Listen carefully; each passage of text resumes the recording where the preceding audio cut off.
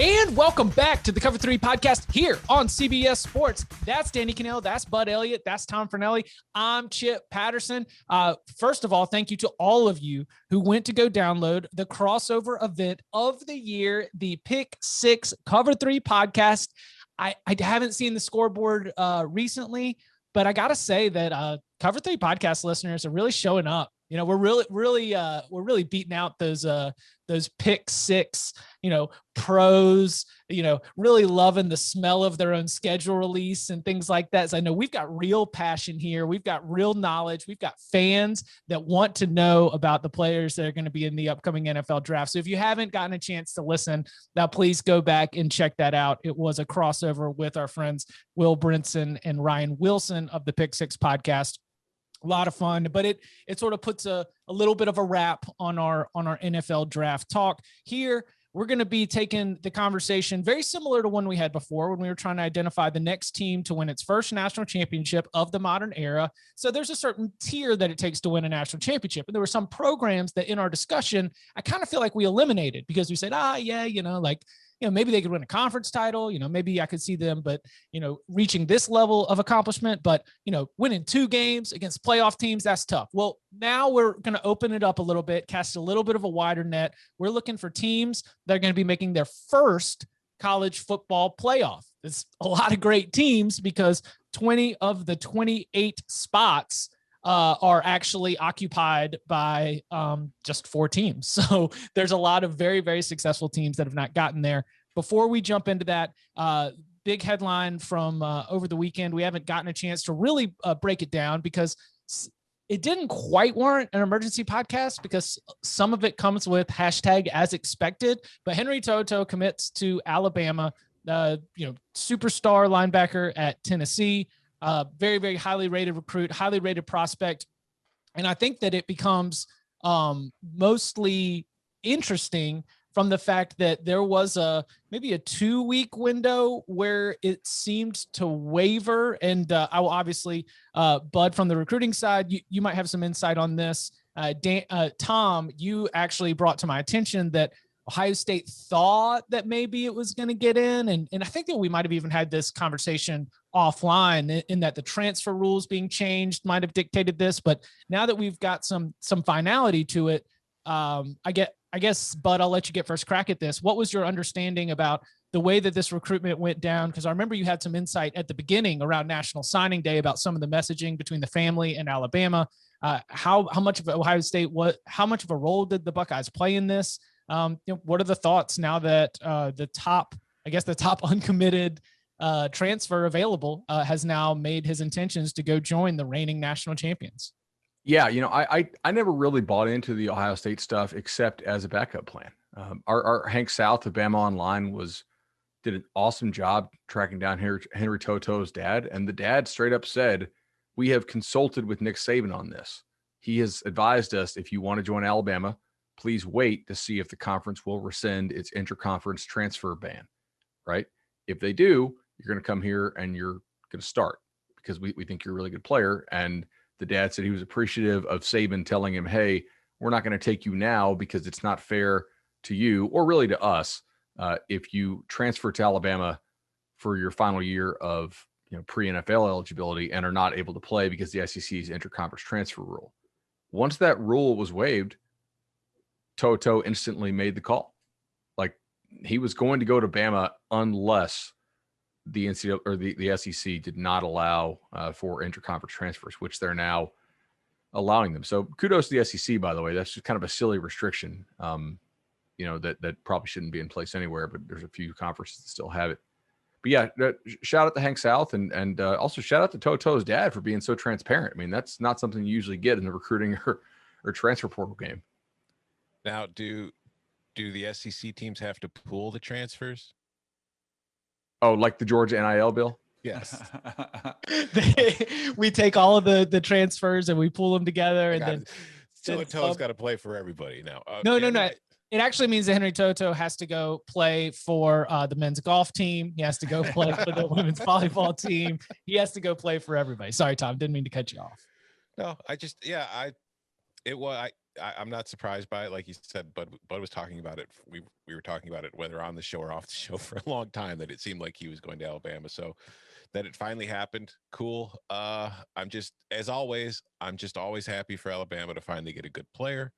And I think that Henry To'oTo'o is a good player. Like, he led Tennessee last year with 76 tackles. Alabama's got a need at the spot. He's going to step right in. Business will keep on going. And he knows the defense too. Because like, think about what Pruitt ran there and what Saban runs. Yep. So it's really a perfect fit for them. And I think it's going to be, good for Alabama, good for To'oTo'o, and, good for, I don't know, everybody. Our problem with college football is we need some parity. And I think people, have opinions. Maybe the transfer portal would increase parity. I think it's the opposite. Name, image, and likeness. Maybe that'll increase it. But I think this is proof that the great teams are just going to fine-tune their rosters through the transfer portal. And it's going to make the best teams even better. So it's just confirmation of that opinion that I've had here over the last couple months. And I think we're seeing the evolution of that now. So Alabama's defense, what is the last like really, really great, at the end of the season, we were talking like really, really great elite Alabama linebacker. Because I think that we've always known Dylan Moses had the ceiling and he flashed early, but he had injury issues. And he even has admitted since then, never really was quite right during 2020. I guess that you could say that, we've gotten some edge rushers over the last couple of years that have flashed in just a little bit. I kind of looked at it and I was like, man, if we looked at the middle of Alabama's defense during some of our game breakdowns as like a potential weakness, right? Because they had Josh Jobe and they had Patrick Surtain on the outside. So there was no way that you were going to be able to beat them there. The only way that you were going to be able to maybe pick apart this Alabama defense was by trying to find just a little bit of space in the middle of the field. And, I say this as I pull it up, Dylan Moses was the team's leading tackler with 40 stops on the year. Christian Harris had a good season. I kind of like this for Alabama. I get Tom, I'm sorry that I'm piling on, but I like this for Alabama. I think that, like you said, Bud, it addresses a need. And if he's awesome, then like this could be, this could be our Reuben Foster, our Reggie Ragland. Like, we just Dante Hightower. There's just like a run where we just had awesome All-American caliber linebackers all the way through. I feel like Henry To'oTo'o can add his name to that list. I guess the one thing I would add to this is I feel like in the SEC that there is a decent amount of kind of scheme variance, right? Like you have A&M, which is still going to run a lot of two-back run game. Georgia will get in there, and the way they flex their tight end off the ball, you'll have some two-back run game. From them. We don't really know what LSU is going to run, but we assume it's going to be kind of that Joe Burrow type stuff, from 2019. And then you have some teams that are just like wide the hell open, obviously, with Ole Miss and Arkansas. I think adding another linebacker like this allows you to feel more confident that you're going to continue to shut down offenses like A&M and like Georgia. Very good point. Fans, Cover 3 listeners, we've reached that point of the year where there is a lot of sports going on all at once, which is why we wanted to tell you about the CBS Sports app and how it's not just the best scores app for your phone, but it's also where you get breaking news alerts, stories by us, standings, schedules, team pages, and all of the sports stuff that you're used to. It's all there in the CBS Sports app. So easy. You can get it on all your different devices. And of course, if there is a game airing on CBS, that means, yes, it is streaming for free $99 on the CBS Sports app. It's easy, right? All you've got to do is go and download that CBS Sports app. It's great. You turn the alerts on, make sure you've got it updated, go and leave us a review, because there's so many different ways that you can get all of the great CBS Sports content. It is the best scores app. I will say that, I'm not trying to downplay how strong it is for being able to keep track of what's going on across all of our different baseball futures, as we're tracking to make sure that Fiorentina is going to avoid relegation. As we're really trying to keep track of all the important things in sports, the CBS Sports app is where you can get it. Go and download it wherever you get your apps. Okay, time to open up the conversation just a little bit for the way I feel like there's going to be. We're all going to bring about a handful of options to discuss. Do we want to go around the horn, or do we want to take some of the top top programs and teams that I think fit this description the best and try and dissect them first. I can go either way because there are 3 or 4 that I think are going to be on everyone's list. And then I'm also interested in hearing where we might have some individual personal preferences here. How do y'all want to do this? I say we go around the horn and like, let's somebody throw out a team and then we'll smack talk each other about it or agree with each other. Okay. Who's got something to say about how Texas A&M is not going to be making its first college football playoff appearance? I could give you why it wouldn't happen. They're one of my, I think if we're doing this is like a power ranking kind of way, I think that, I don't know, we'd probably have them 1 or 2. Most of us would, but I could tell you why it wouldn't, if that's what you want. Sure. Because it's in the SEC West.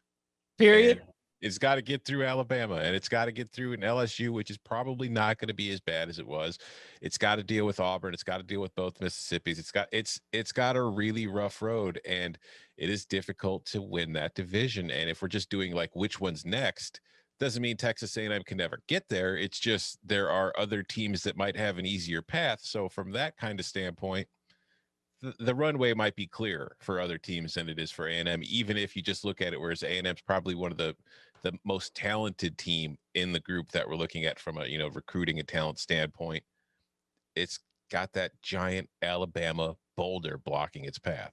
So I've already tried to like game this out to like the counter move and then my counter to the counter move, because number one, in the argument about Texas A&M not being explosive offensively and not being able to get the kind of explosive plays that you need, I'm willing to entertain the idea. Gosh, I've overthought this so much. I'm willing to entertain the idea that somebody is going to emerge at the wide receiver position and that they are going to be able to create that explosiveness. Just the floor for talent is too high not to think that there might be some development that we haven't seen yet, something that could happen. And then all of a sudden, everything really starts to click for that Texas A&M offense. Defensively, I think we all agree that they are elite. The second piece of this overthinking by Chip is, what if in the pandemic season, we thought that the offenses were going to be out of sync?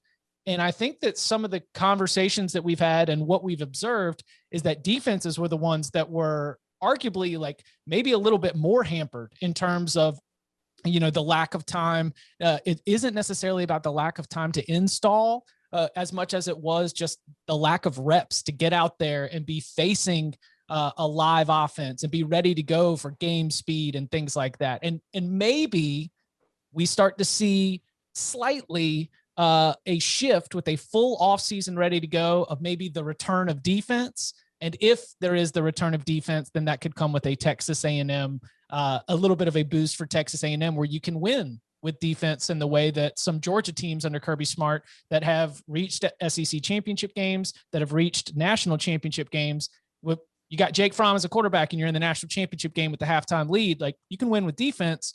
And that would be the blueprint, the idea that a full offseason allows the defense to close the gap just a little bit, and that could benefit Texas A&M. So I'm willing to entertain that they could find explosiveness. And I wonder if in 2021, we see the defenses play a little bit better than they did in 2020. So you're guaranteeing they make it this year? Yes, is what I'm saying. Wow. I mean, Jimbo may be stubborn. I think there's probably no maybe about it. Like, he's stubborn. He believes in what he does, but he's not an idiot. And I do think that they have some analytics department at Texas A&M who can tell him, hey, your offense is getting less explosive relative to the field every year you've been at A&M. And really every year since about 2015. So 5 years in a row, your offense is declining in explosiveness. I think there's a chance they could work on that. They could maybe play a little bit more outside their system, take a few more shots, do a few more QB friendly things that don't rely on, the West Coast hitting the guy perfectly in stride type thing, creating separation through shot plays as opposed to just perfectly reading the defense and hitting the guy when he's a step and a half open. Jimbo did recently say that Damon DeMoss was making major strides. He was a 5-star receiver they signed 2 years ago. We'll see if that's true and if they actually put him in the game. Last year really didn't a whole lot. I know he was banged up at times.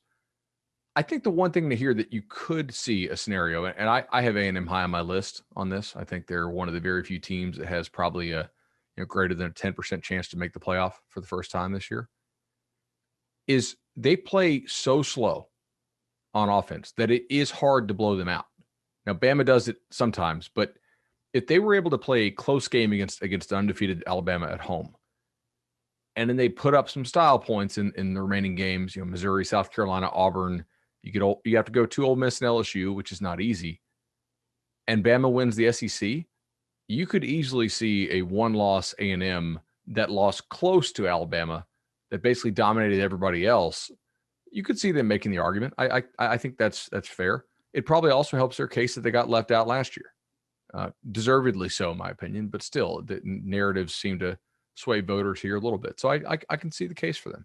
I think in that scenario, though, they need everything else to be perfect too. Like they can't have an undefeated Pac-12 champion, or right. You know what I mean? Like they need the other conferences to have a couple 2-loss champions. I would lean more towards Bud. Like when you said they play in the SEC West, I was going to go with, well, that's my reason why they will make it in, because you do have that advantage. That's the division we've already seen a non-division champ make it from. They do have a pretty manageable schedule. Now, I think it'll be tougher than expected because I do think Ole Miss will be better defensively. I think Auburn will be better, who they play at home. I do think LSU will be better, but I still think Texas A&M probably is favored in every game, most likely, except for the Alabama game. And now they've lost by 3 touchdowns or more. If they keep it close somehow at home, and as we're talking about, run the ball, keep it slow, slow it down, try to keep that offense at bay. Like I could see a recipe for Texas A&M to get in. Bud brings up a great point. Like you do need, or Tommy, like you do have to have a little bit of chaos, but the Pac-12, we have we'll talk about some Pac-12 teams too, but is there a confidence that there's going to be a one-loss champ? No, I don't know. The big, that's the issue though. It's going to be for that 4 spot. Does everything unfold perfectly? And I would say that it does help them that they were close last year. All right. So Texas A&M, that one's out there. Who wants to throw one out? All right. I'll go. You go ahead, Tom. I'll throw one that might be a little more controversial. Well, not controversial, but probably won't be unanimous. I will say USC. And I think that if you look at the path, kind of like we were just talking about with A&M, I think there's a clearer path for USC. And when I look at USC, it's funny because we've talked about so many teams over, the last couple of years here when it comes to like being a playoff caliber team. It's like they're a quarterback away. They're, Penn State, quarterback away. Michigan, quarterback away. A lot of teams. I think USC is a coach away. Like, I think that maybe it doesn't happen. Maybe this year they're having a great season and he gets an extension, whatever. But I just feel like it's only a matter of time before Clay Helton is fired and somebody is brought in that could take advantage of what that school has at its disposal. Like a bigger name coach and somebody who has the capability of doing it, and maybe even the drive to get it done. And then I think USC is probably going to be a playoff team in the very near future right after that. So I think they are definitely a team of contention because talent-wise, like compared to the rest of the Pac-12, there's a huge advantage for them, particularly in their division, over the rest of the teams that they're facing. So they should be winning the division. When they get to the championship game, Oregon could be a very, tricky opponent for them because Oregon is improving from a talent level and Washington is still a very solid team. But I just think that USC is USC. So therefore, the fact that it hasn't made a playoff yet is kind of a disappointment for USC because we're going into the 8th year of the playoff and it hasn't even gotten a playoff berth while Washington has. USC should be there. And I think it's one of those teams that could be the next ones to get in. So Washington and Oregon already in the college football playoff. They are eliminated from this conversation. USC is without a doubt the next one up in the power ranking of potential in terms of making the college football playoff, but they do not give bonuses in the college football playoff rankings for being a really nice guy and just being great. Just everybody loves him. And I think that's what you're starting to tap into here.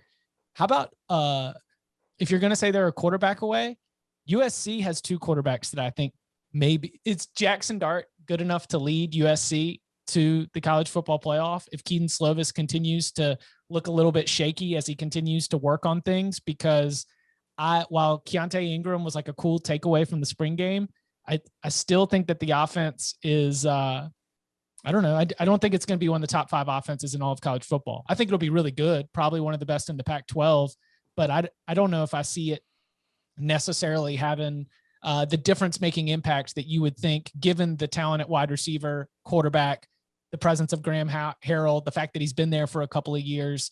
I'm going to have to be a wait and see. I've been drinking the sweet nectar of the USC hype train for too many years. I think I'm going to have to slow this down here. I'm moving my chips elsewhere in the South. So is USC going to be favored in every game? I don't have its schedule in front of me, but I wouldn't be shocked. I mean, well, they play Notre Dame. I think Notre Dame is probably going to be favored. It's on the road too. So like they're in South Bend. They are at Arizona State.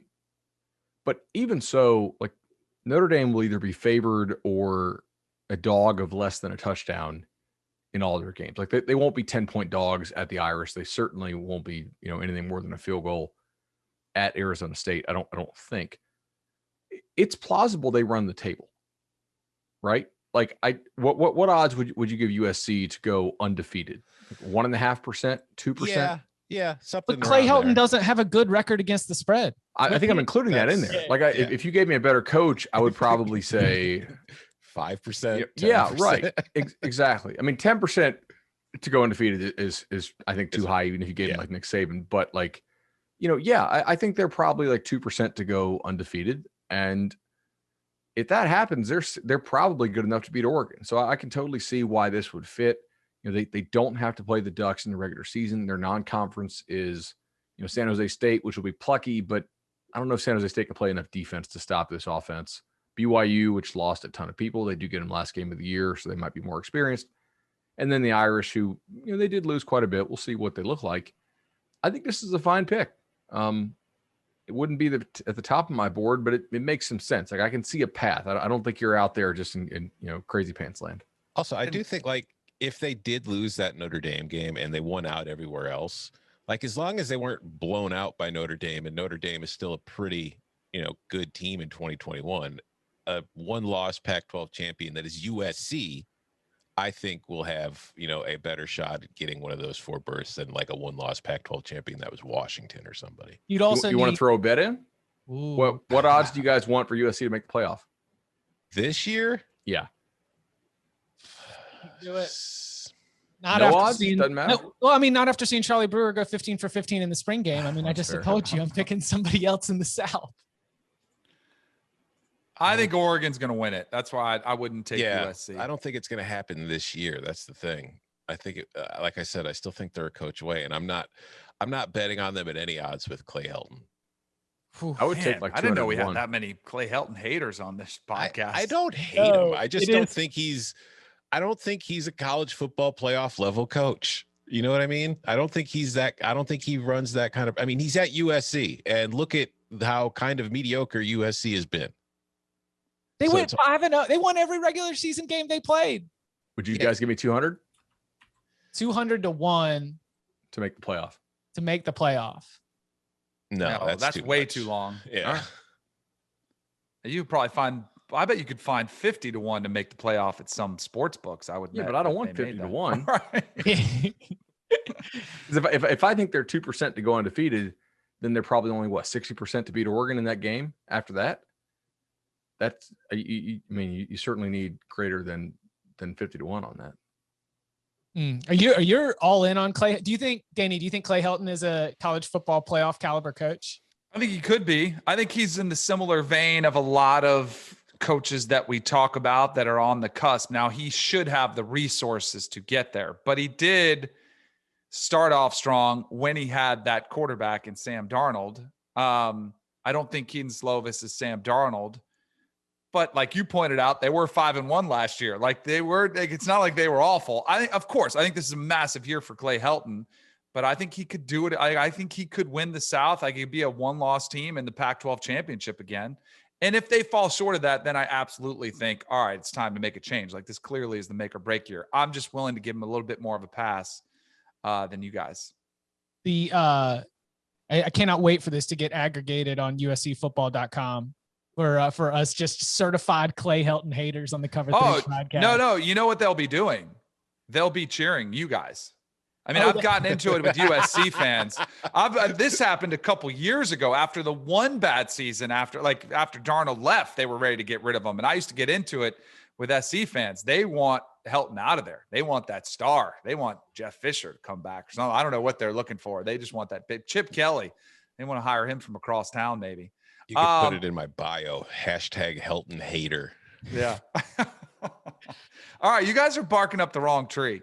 Although we started with the right, I think you have to go SEC. As much as I hate to admit it, I think there's so many advantages to playing in that conference. We've already seen 2 teams make the playoff from the SEC. I don't know if it happens this year, although I'm starting to get a little bit nervous about the Georgia hype train, but Gator Danny is about to go. The Florida Gators have the talent to do it. They do play in the East. Now they catch Bama this year, which is bad luck. They play at the 3rd week of the season. So I don't know. I don't know if I'd go as far to say it this year, but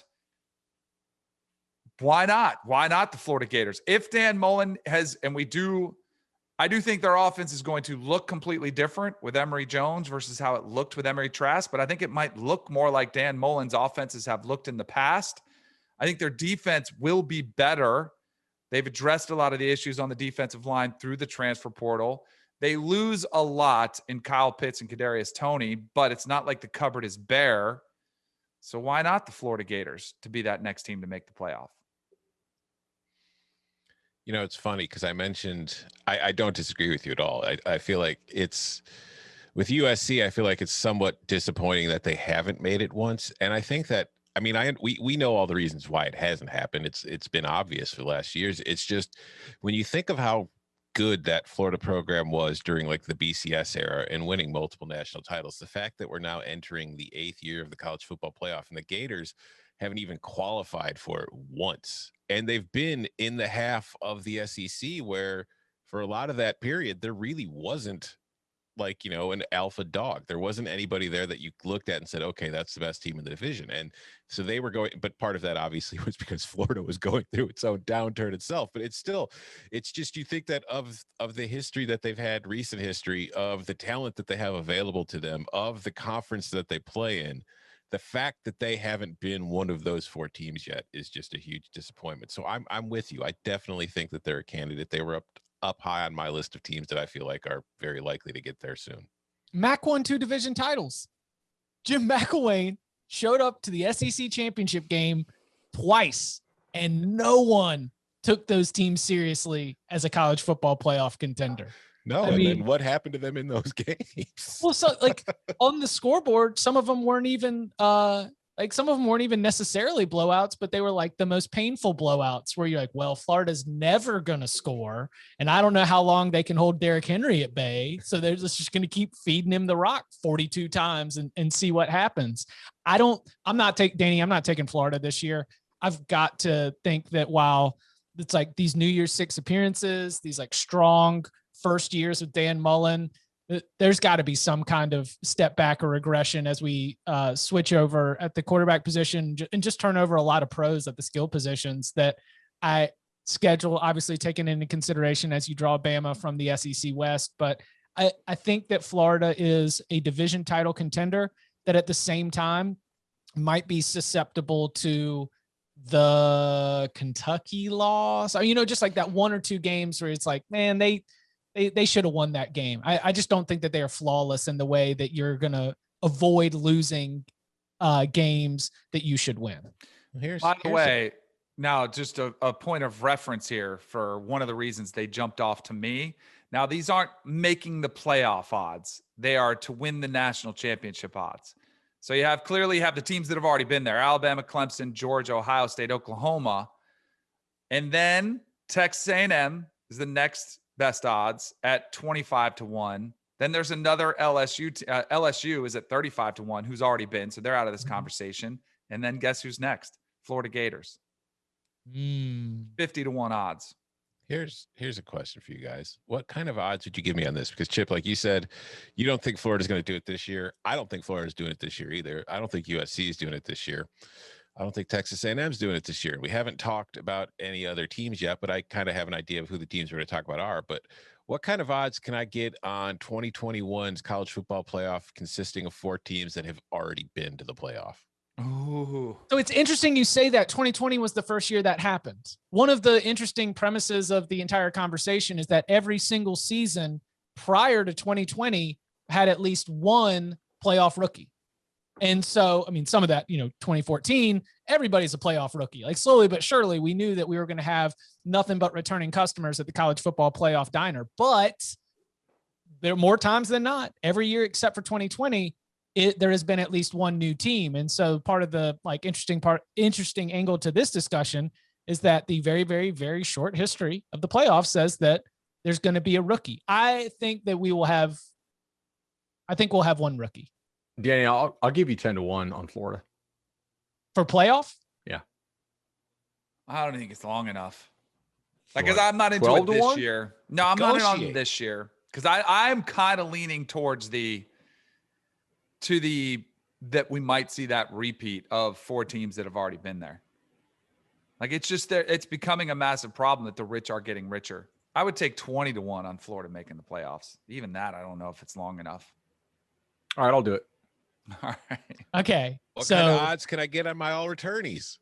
I got to think about this for a little bit. This might be something to email in for the next show. For the all returning customer college football playoff. Yeah. Okay. And so Tom, you would be in favor of it? Yes. That is my prediction, is that the 2021 playoff will consist of 4 teams who've already been to the playoff. I'm team rookie. We'll have at least one. I hope you're right. I hope Chip is right. But it drives the narrative further for expansion if we do have a second straight. Like if we just trade out Notre Dame for Oklahoma and it's Ohio State, Alabama, Oklahoma, and Clemson. Ooh, boy, that's just. Let me pose this to you. Who wants to expand? The playoff wants to expand. Right. So maybe they, kind of rig it a little bit. Oh no, don't get out of here with that tinfoil hat. It's not a tinfoil hat. That's the problem. You guys think it's tinfoil hat. It's just the way it works. There is a subconscious drive that is created by discussions as you're walking when you around have the chance to create things that are suitable to your needs and desires, whether you're aware of it or not, that's what you're going to do. So far, we've got a Texas A&M, we've got a USC, we've got a Florida. Bud, have you got one out here? No. Oh, I definitely have one. All yeah, right. I have one whose fan base hates me, so I'm really happy that I'm excited that I get a chance to bring him up. I was saving him for you. Iowa State, man. Like, I forgot you've been beefing with the clone. Oh God, yeah. Like they think it's totally crazy that I think that Iowa State is probably pretty close to maxed out, and I'm not totally buying in on the idea that all these guys came back just for unfinished business. And maybe I believe maybe some of them aren't quite as good of players as they think they are, and aren't really that big time NFL prospects. But I still think this is going to be a damn good football team, right? Like they if you can play at like a top 10 level, and I believe they can. Like it's going to be hard to unseat Oklahoma, but they'll be favored in probably all of their other games. I think it's very likely that Iowa State, wins 10 plus. Iowa State's team to make the playoff. I mean, they were my number one, even over A&M, because I feel like Alabama is a greater obstacle to overcome than Oklahoma is. Even though I am high on Oklahoma this year, I think they'll be a good football team. Iowa State under Matt Campbell's well coached. They've had some weird slip ups at times that you were like, damn, like for a well-coached team, they shouldn't lose that game, but they are super experienced. I think Iowa State is maybe the best pick on the board, guys. I'm going to disagree. All right. Me too. I'll take some of that heat off you. All right. I'll clear your mentions a little bit. I just think, I agree. I think Iowa State's a good team. I think Matt Campbell's one of the best coaches in the country. I think that what he's been able to do with that program has been outstanding, and I understand why Iowa State fans are desperate for him to stay there as long as possible. I just look at the situation, and I think that if you're Iowa State, to reach the playoff, you have to be damn near perfect. You can't afford a slip up. And when I look at that roster and I look at the overall talent level of it, that is not the kind of team where I could look at and say, that team I have confidence in going undefeated. That team I have confidence in not making a mistake, because as we're kind of talking about, just with the human element of it, like we were talking, like if the selection committee is sitting there and it's looking at a one-loss Iowa State team that maybe won the Big 12 title, and it's split with Oklahoma, like it lost to them during the regular season, then it gets the rematch in the Big 12 championship game, and it pulls off the quote-unquote upset, and then it's comparing it to like a one-loss Texas A&M team that's only lost was to Alabama, and it was a close loss. I think we know what direction the committee's going to go. It's not going to be Iowa State's direction. So I feel like the Cyclones have to be absolutely perfect. They'd have to beat Oklahoma not once. They'd have to beat them twice. And they would have to do that while avoiding a slip up somewhere else, whether that's Iowa in non-conference play, or if that's against a Texas or a Baylor or an Oklahoma State or a West Virginia. And I think what else complicates it is if Steve Sarkisian comes to Texas and Texas starts winning. And I think that all the off-field stuff aside, I do think Texas's football team was getting better on the field. It wasn't where Texas fans wanted it to be yet, but I thought it was trending in that direction. And I think that if Texas keeps going in that direction, that's just going to make life a lot more difficult in Iowa State too. There's no way Iowa State's making the playoff. Oh my God. Yes. They're just not. I would love to see it happen. I think they absolutely maxed out last year. Reminder, with a loss to Louisiana in that season, with a game that they outcoached Texas, but the better team was Texas that day. Can we agree on that? If you watch that game, like Texas was the better team. And this is, I don't want to be like, I don't feel like I'm trolling Iowa State, but Bud, when do your team composite rankings come out for 2021? Do they come out during the season after? Like, when do they come out? August. Because I think it'll be probably like late July. Because when I'm we going get all in the even transfer stronger. portal stuff. I'm going even stronger on Iowa State. So if we agree, and I've said this a lot, college football is a talent acquisition business. Who has the most talent on their roster? Alabama, ding, ding, ding, probably going to have the most. Then it's Ohio State. Then it's Clemson. And it's Oklahoma. And there are some teams jockeying in there. So my prerequisite to looking at the teams that I thought were going to make the playoffs, where they had to have at least a talent level that was going to be at least within a vicinity of those top teams that they would have to compete against into it. Now, according to the 2020 composite rankings, team composite rankings, which I was just perusing right now, Iowa State, I can't find them in the top 50. Got to hit load more. How about, no, I didn't do that. I didn't hit more. I went to the Big 12 because I was thinking this in my mind. How many teams within their own conference have more talent on their roster? And this kind of confirms, because I was going to come in with a take. I think TCU has a better year than Iowa State this football season. Ooh, okay. That might be a little hot, but I do think Danny brings up a really good point. And this is something I got into on Twitter with some Iowa State fans recently. And some of them were, open for discussion. Some just wanted to take shots, and everybody's welcome. Everybody listens. Here's the thing. When you're doing your projections, and Tom will tell you this, Bill Connolly will tell you this, anybody who does projection systems will tell you this. Even for players that are in their third and fourth year, your rankings are less accurate if you remove their initial recruiting grade, right? Because that still holds predictive value, less so obviously after 4 years than it does for 1 year. But if you back test your stuff, you will find that it is still more accurate and more predictive to leave that recruiting ranking in. And in the case of Iowa State here, I think it is specifically notable for this. If, as Danny said, they're maxed out, and I tend to think that they are somewhat maxed out, like, do they really have another big step they can take? I'm going to go back to the baseline here of recruiting rankings, which are not perfect. They're certainly far from perfect, but they're usually pretty damn good. Iowa State has already exceeded them quite a bit, but how much additional potential do these players on Iowa State's team have that they were not able to reach last year? I think there's reason for concern. I am going to give the benefit of the doubt to teams who recruit better. Now, Iowa State fans will say, oh, teams with famous logos and famous shirts. Yeah, but teams who recruit more athletic players, man. That's what those teams typically do. So I am going to give them a little bit benefit of the doubt over a team like Iowa State, who I think could easily repeat last year's performance. Do they have the chance to go even higher than last year would be my question. So I'm so glad, Danny, that you mentioned the Texas game, because it came up with the point that I was going to make. And it first with a question. Like Ken Pomeroy's college basketball rankings have a luck factor. Is there any advanced analytics for college football that sort of take that into consideration? Because I wonder what an Iowa State team that won by 3 points against TCU, by 7 against Oklahoma, by 7 against Baylor, by 3 points against Texas. I wonder if you could say that this is an Iowa State team that got a lot of good bounces. I have it. If you want it. Sure.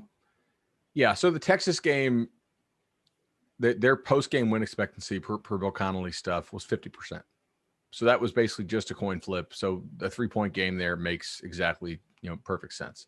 They were actually 56% to win against UL Lafayette, which is crazy, but Lafayette had a lot of like flukish, special teams type scores, touchdowns, which are not repeatable skill. Like special teams are great, devote practice time to them, whatever. That's not repeatable skill. If it was, Bama would have like 1 million kickoff returns a year, and it's just it ain't. Their loss to Oklahoma State was 47%, so they lost by a field goal. That's pretty fair. Their record, like they were not unlucky last year, and they were not really lucky. Like their record was 9-3, and their second order win total was 8.8. So they were within 0.2 of that. So they were about what they were. Okay.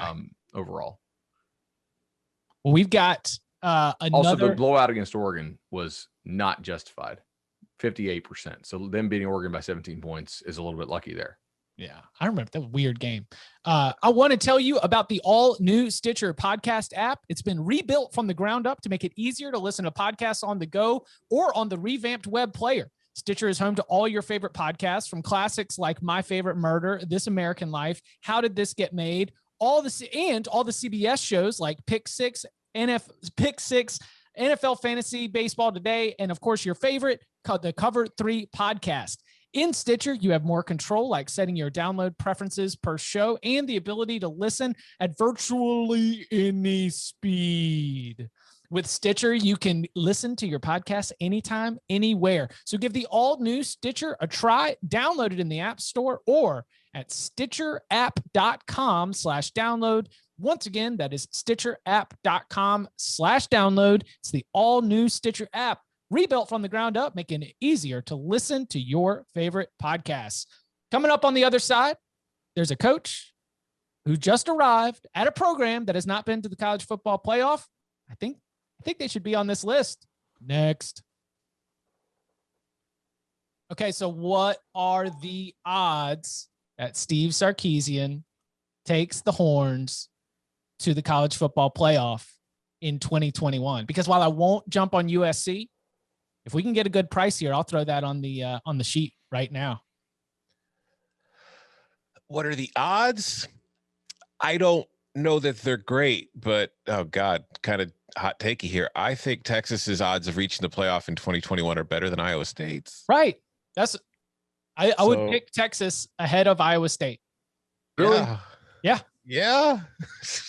I think you can be bullish on Texas and bearish on Iowa State and still not get. I can't get there. Right now, I would rather bet logos Texas, on though. shirts. Yeah, I mean, that's the thing. Like, if Texas, it's Texas. They were 7-3 last year. Like, there will be a narrative wave behind it. If Texas if Sark shows up in year one and Texas starts rolling off wins, it beats Oklahoma at the Red River Shootout. It goes to the Big 12 championship and it beats Oklahoma or Iowa State again. If Texas is a Big 12 champion, man, it is getting in. I don't think I even need narrative. How many games do you have Texas winning? Like not 10? Many, but I'm saying I don't. Yeah, 10. You have 10 wins for Texas? They've got the LSU game that got rescheduled is probably their toughest non-con, right? I don't think that's on this list. What's the toughest non-con game? Because I think they're 3-0 in the non-con. Arkansas, Rice, Louisiana. Yeah, 3-0 in the non-con. Early too, right? I'll take They under better 10 go wins for 3-0. Texas.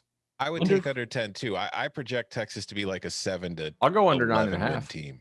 if Chip wants over 9.5. Yeah, I'll go over This 9.5. All right, But the Wait, hold on, conversation hold on. is Chip, who gets Chip, it hold on. first. Chip. Yeah. Negotiate some juice, buddy. I mean, he just said, let's do it. Like, what do you want? 120 or something? So what, the under would be juiced to 120 and I get what, plus 110 on that one? Is that the way that the prices end up, or is that Probably like plus sideways? 100, Okay. think. But the question for this year, wouldn't you rather have Texas at 80 to 1 than Iowa State at 30 to 1? Yes. Yeah. Wait, 80 to 1 to make the playoff? To win the Oh, title. well, this is to win the championship. So it'd have to be adjusted down. But if it was half of each, just to win, I would take the longer shot Texas over Iowa State. I'd So give you would I. 21 on Texas to make. No, because I think for these, I don't think either one makes it this year. But the conversation is who has the best chance to make it next. I would say Texas, and I don't think it's close. I just don't think Texas has been bad, but it's the best situation that any first year coach is inheriting. And if you want to think about the reasons Tom Herman were fired, what percentage of it was on field, what percentage of it was off field, what percentage of it was everything that was going on with the eyes of Texas and just sort of the way that whole group was unsettled, because I think it's a really, really talented roster. I think that when you go back and you look at a 3-point loss to Iowa State, a 4 overtime loss to Oklahoma, and a 2-point loss to TCU, those are the only defeats on the schedule. I absolutely think that just change of voice, Steve Sarkisian, a coaching staff that we think really highly of, mostly because he pulled so much of it from Alabama to come with him. I think that Texas has a better chance of making the playoff in 2021 than Iowa State. I think that Texas is a 10-win team in 2021. And like you mentioned, Tom, I'm not even talking about the narrative side of this, but even 10-win Texas or Big 12 championship competitive Texas is just one of the stories of the year in college football. Now this isn't to reach the playoff. I can't find futures on that, but I did find just, conference title odds, which are kind of similar in a way to reaching the playoff. Iowa State's 2.5 to 1. Texas is 4 to 1. I would rather have Texas 4 to 1. Me too. Yeah, 100%.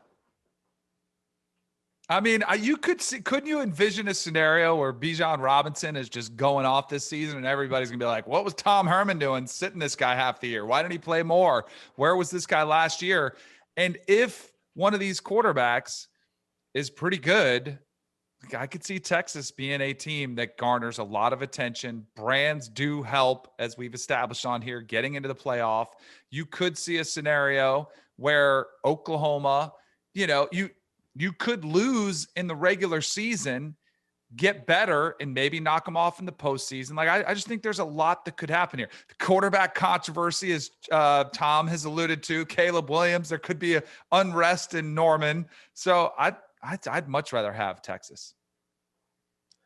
All right. So I can't believe I'm arguing for Iowa State, but I'm you're shook. They got to you, bro. You got shook by the fans. They're on your mind. Do we know if Steve Sarkisian can coach as a head coach? No. I think there's still some questions there. But here's the thing. I think that if we're talking now, it's all right. So Matt Campbell, I think we'd all agree, is the better coach right now based on what we know than Steve Sarkisian. But what matters more, coaching or talent? I think talent wins out. Now, I think you can maximize the talent you're given, which Matt Campbell has already proven he's exceptional with. But I do think Sark has a way more talented roster than Iowa State does.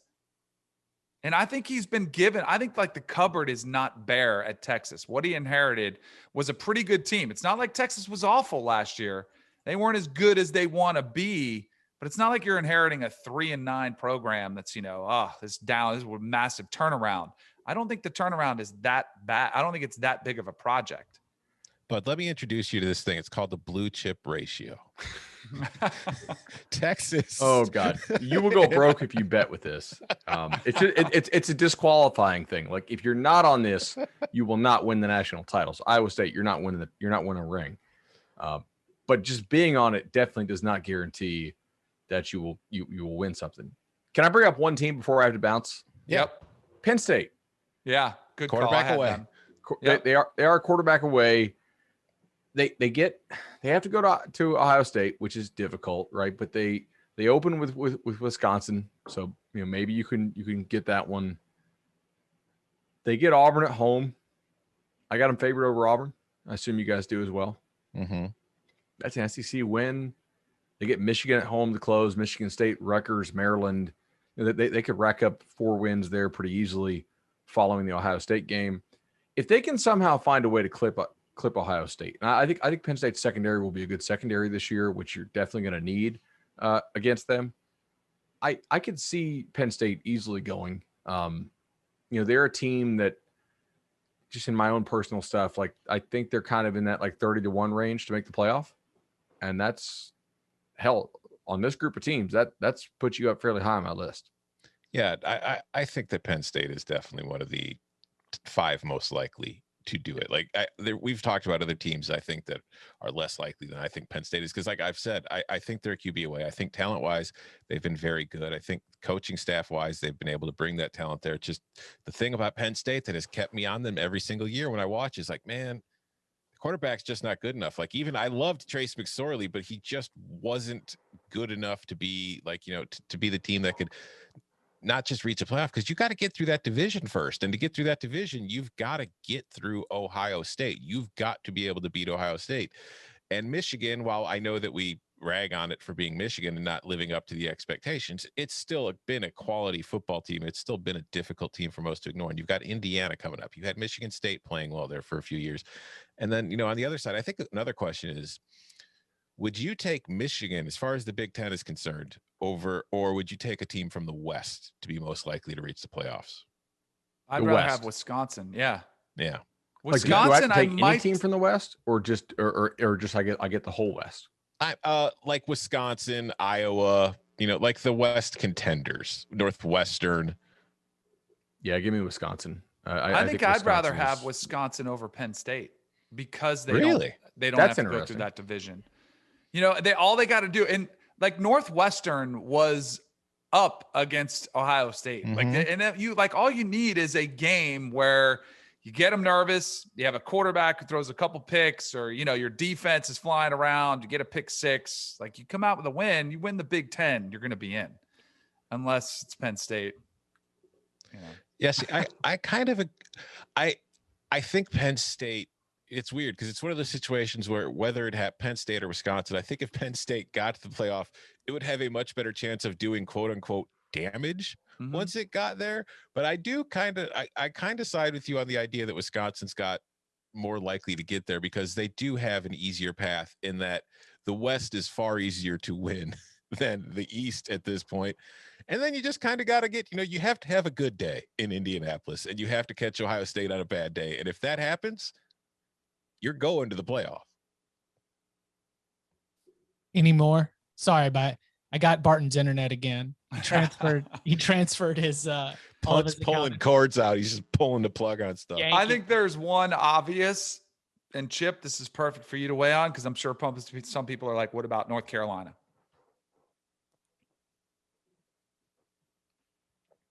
Did we lose him again? Because North Carolina. Chip, you there? There he is. There he is. You were frozen. Like it was a statue. It was a statue. It was a screen grab. Would you take North Carolina if you could? I would need really long odds. I would love to see it happen. It's just hard to take a team from the ACC when Clemson's rolling the way they are. Well, here, another way to phrase it. North Carolina or Miami? North Carolina. I think North Carolina's got the better defense. I think that all of the starters from the bowl game are back on the defensive side of the ball, and a secondary that has like Tony Grimes, Jacarius Conley, Storm Duck. Like that might be one. That's an awesome name. I know. I'm working on an argument that they've got the most talented secondary in the ACC. I feel like, well, go ahead. No, go ahead. I feel like that is a side of the ball that kind of let them down as Sam Howell was lighting them up. They've just were so young and inexperienced. And so if that group comes along and Howell has a good season, then absolutely North Carolina is the second best team in the ACC. Where I think it becomes interesting is sort of within the North Carolina program, because like the question I'm going to pose to a lot of people around the program in the coming months or the coming weeks are, how much does the presence of Clemson, which has dominated the ACC in ways that are mostly unprecedented and don't happen except for a few cases throughout college football at the power conference level? How much does the presence of Clemson put a ceiling on what the team believes it can do? You know, how much does no, we're just shooting for second place? Or on the flip side of it, does a North Carolina team that had Clemson on the ropes on a 2-point conversion try with its then freshman quarterback and still several players from that team back, do they say, nah, we got one crack at Clemson and we went blow for blow with them? And do they have the confidence that they could win? Because I think that, you know, they don't play Clemson in the regular season. And I don't think that North Carolina can lose to Clemson in the ACC championship game and make the playoff. But everything about North Carolina's ceiling has to be whether or not it's going to eliminate the Florida State and Virginia loss, you know, a couple of 1-score losses against teams they probably should have beat. And number 2, is there just already like a mental cap in what you think you can accomplish because Clemson's been so dominant? Okay, well then, Danny, here's a question for you, for my ACC boys. I see just to answer the question I asked you, Chip. I think North Carolina, Miami's kind of a coin flip, to be honest. But Clemson's made it, Florida State's made it. If not Miami or North Carolina, which ACC school would be the most likely to make it if not one of those 4? Wolfpack. Really? NC State. Quarterback back, had a pretty strong year. They were 8-4 last year. I mean, who else would it be? No, I'm saying this year. You think it's somebody else? I mean like long term, not just 2021. Okay. Long term, then we go back to the talent composite thing, and then it's maybe well, I don't sound like a homer, but like maybe in a few years, you know, is it Florida State? No, Florida State's not eligible. Oh, that's right. They're not eligible. Yep. I don't think the middle of the ACC from a recruiting standpoint is not consistent. Like Pitt and Virginia had good recruiting years, and they finished like 4th and 5th in the ACC in this past cycle.